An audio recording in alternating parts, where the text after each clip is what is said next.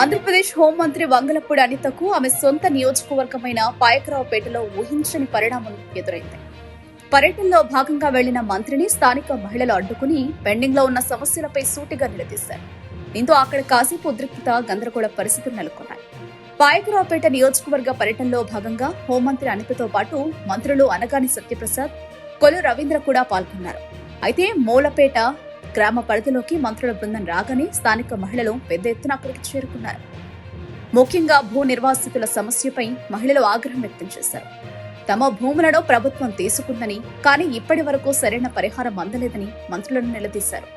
తమకు న్యాయం జరిగే వరకు కదలేది లేదని పట్టుబట్టారు. మహిళలు గట్టిగా ప్రశ్నిస్తున్న సమయంలో మంత్రి అనిత వారిని శాంతింపచేసే ప్రయత్నం చేశారు. అయితే హామీలు తప్ప ఆచరణ లేదని మహిళలు మరింతగా విరుచుకుపడడంతో ఇరు వర్గాల మధ్య స్వల్ప వాగ్వాదం చోటు చేసుకుంది. నిరసనకారులను కట్టడి చేసే క్రమంలో అక్కడ తోపులాట జరిగి గందరగోళం నెలకొంది.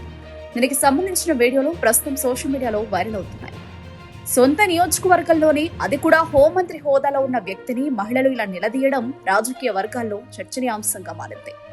అభివృద్ధి పనుల విషయంలో క్షేత్రస్థాయిలో ఉన్న అసంతృప్తిని ఈ ఘటన ప్రతిబింబిస్తోందని విశ్లేషకులు భావిస్తున్నారు.